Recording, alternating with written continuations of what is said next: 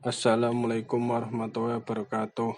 Kami dari kelompok 5 ingin mempresentasikan hasil diskusi kami yang bertemakan dampak gaya kepemimpinan pada sikap karyawan terhadap pemimpin dan kinerja mereka. Bukti empiris dari Bank Pakistan oleh Muhammad Asrul Ul-Haq dan Kapiter Kucinke yang beranggotakan Trisno Ambara 63010190177, Afifatul Laili 63010190178, Muhammad Ngainul Mutakin 63010190179, Vivi Handayani 63010190180. Kompleksitas operasional bisnis menuntut adanya partisipasi yang efektif dari setiap level organisasi. Selain tanah, tenaga kerja, dan modal, sumber daya manusia juga merupakan aset penting organisasi. Ini memainkan peran kunci dalam kelancaran organisasi dan mencapai tujuannya. Dalam pasar global yang selalu berubah dan kompetitif ini, sumber daya manusia dapat menjadi keunggulan kompetitif organisasi jika dikelola secara efektif. Hal ini terbukti dari literatur bahwa pemimpin memiliki pengaruh yang signifikan terhadap bawahan. Signifikansi gaya kepemimpinan meningkat di sektor jasa karena memiliki dampak langsung pada pembangunan ekonomi. Sektor perbankan Pakistan adalah sektor bisnis yang berkembang pesat di Pakistan. Menurut laporan studi Bank Dunia, sektor perbankan Pakistan menduduki peringkat kedua di antara selatan negara-negara Asia atas kinerjanya.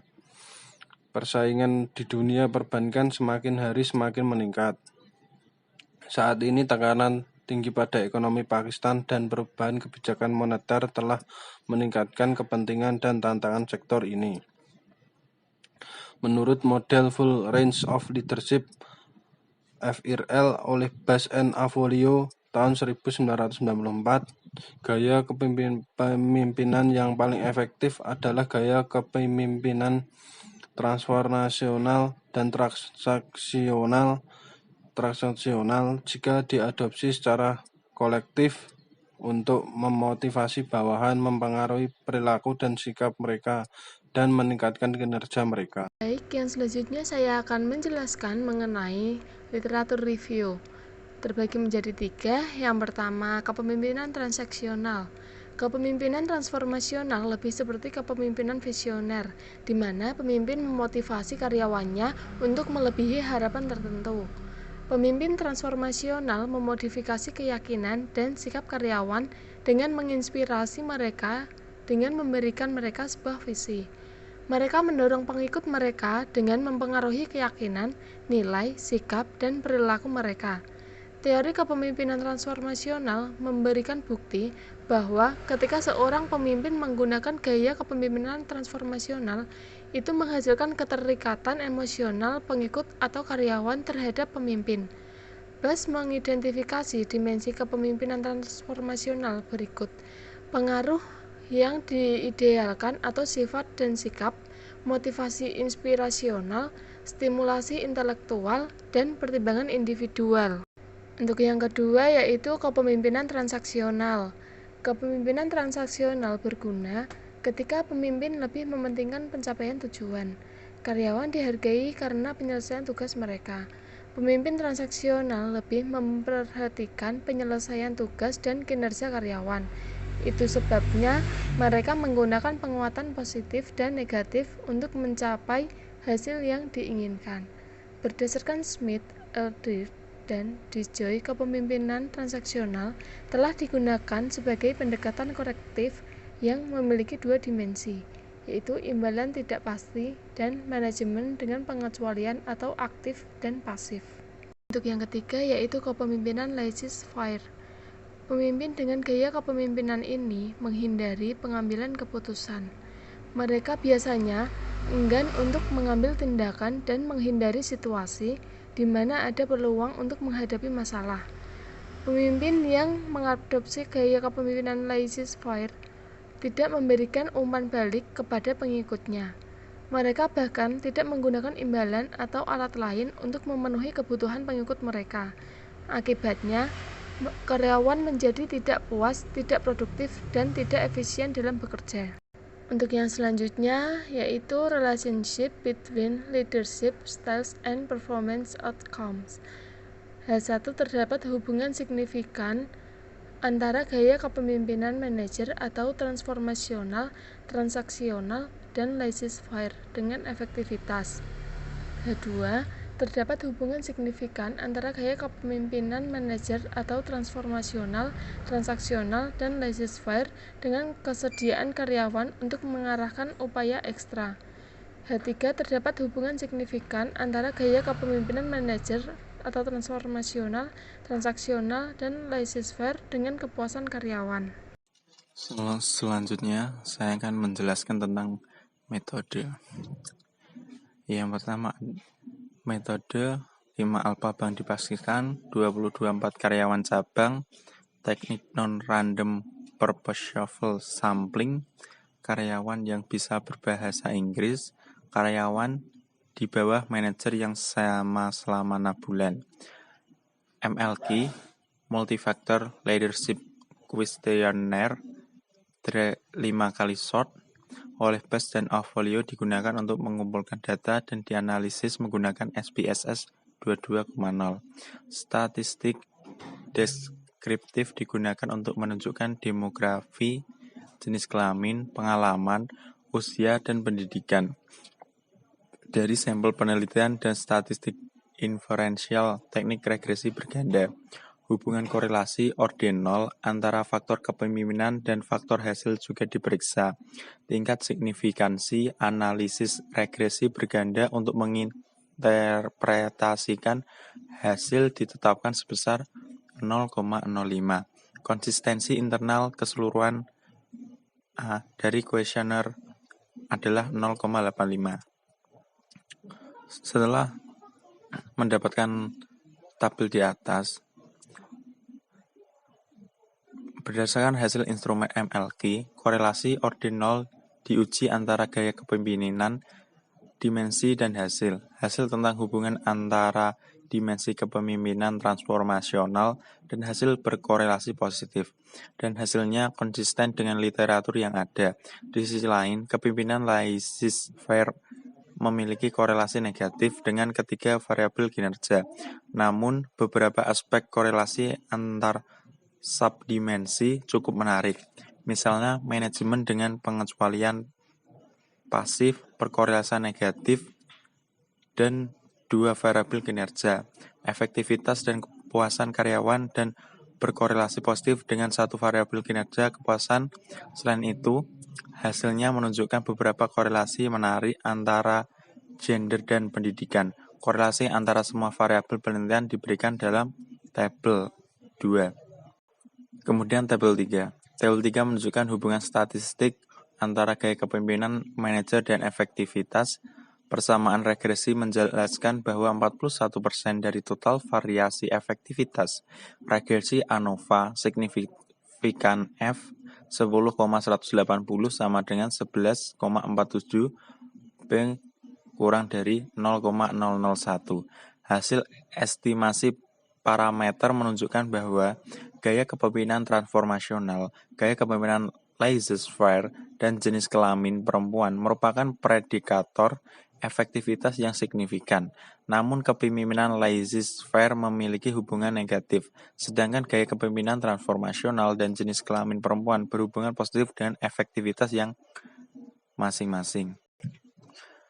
Kemudian tabel keempat. Hubungan statistik antara gaya kepemimpinan manajer dan usaha ekstra ditunjukkan dalam tabel 4. Persamaan regresi menggambarkan 39% dari total variasi dalam upaya ekstra. Regresi ANOVA signifikan F 10,180 sama dengan 11,47 P kurang 0,001. Hasil estimasi parameter menunjukkan bahwa kepemimpinan transformasional adalah satu-satunya predikator yang signifikan dari upaya ekstra.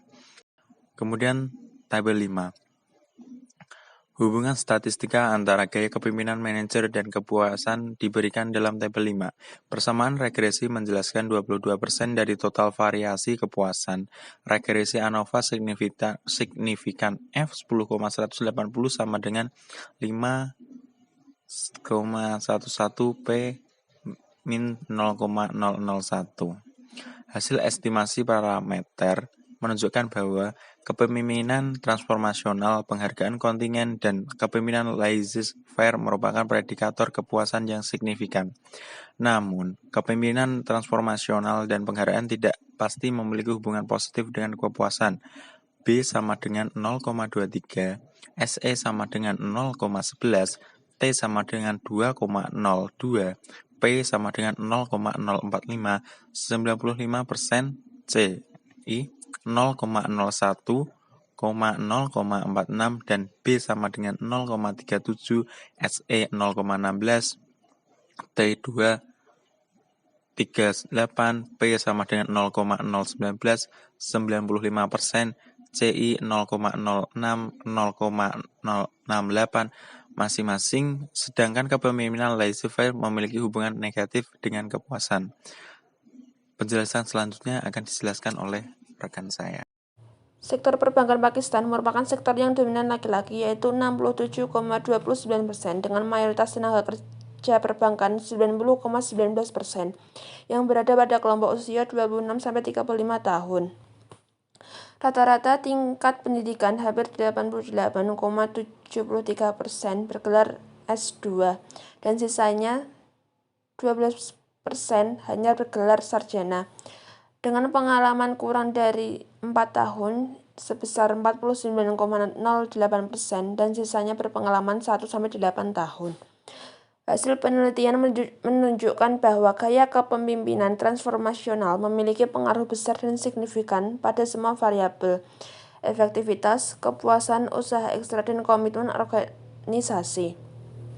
Di sisi lain, gaya kepemimpinan laissez-faire memiliki hubungan negatif dengan semua variabel hasil, efektivitas, kepuasan, usaha ekstra, dan komitmen organisasi, sesuai dengan literatur yang ada terhadap semua variabel hasil. Namun, hubungan campuran ditemukan gaya kepemimpinan transaksional dan variabel hasil. Dari beberapa variabel hasil, hanya variabel kepuasan yang hasilnya signifikan, lainnya tidak signifikan. Hal ini tidak sesuai dengan teori full range leadership yang dinilai paling efektif. Selanjutnya adalah implikasi untuk penelitian dan praktik. Berdasarkan temuan tersebut, manajer puncak industri perbankan harus menyadari pentingnya gaya kepemimpinan manajer yang efektif dan fokus pada program pengembangan kepemimpinan. Departemen pelatihan juga dapat dibentuk pada tingkat yang berbeda. Profesional HRD harus dipekerjakan yang dapat bekerja sama dengan manajer untuk membantu mereka dalam pelatihan dan pendampingan karyawan atau pengembangan karir, motivasi, dan membuat strategi retensi. Temuan penelitian ini dapat sangat membantu dalam merancang program dan strategi tertentu untuk meningkatkan kesadaran di antara para manajer dan pemimpin di sektor perbankan. Selain itu juga mengungkapkan bahwa karyawan di lembaga yang lebih kecil mengamati perilaku kepemimpinan lebih dekat. Terbukti dari penelitian sebelumnya bahwa sektor perbankan di Pakistan menghadapi banyak tantangan yang mungkin termasuk turnover yang tinggi. Tantangan tersebut menuntut kepemimpinan yang efektif yang dapat merancang dan menerapkan strategi untuk memuaskan, mempertahankan, dan memotivasi karyawan untuk melakukan upaya ekstra. Yang terakhir adalah keterbatasan atau limitation. Yang pertama, karena sifat struktur perbankan dan norma budaya, beberapa jumlah kelompok sangat kecil untuk kesimpulan yang dapat diandalkan. Yang kedua, sampel penelitian terdiri dari 5 bank dengan jumlah karyawan terbatas yang mungkin tidak dapat mewakili sektor perbankan Pakistan secara keseluruhan. Sekian presentasi dari kelompok kami. Jika ada kesalahan kami mohon maaf, dan jika ada pertanyaan silakan ditanyakan saat jam perkuliahan berlangsung. Terima kasih. Wassalamualaikum warahmatullahi wabarakatuh.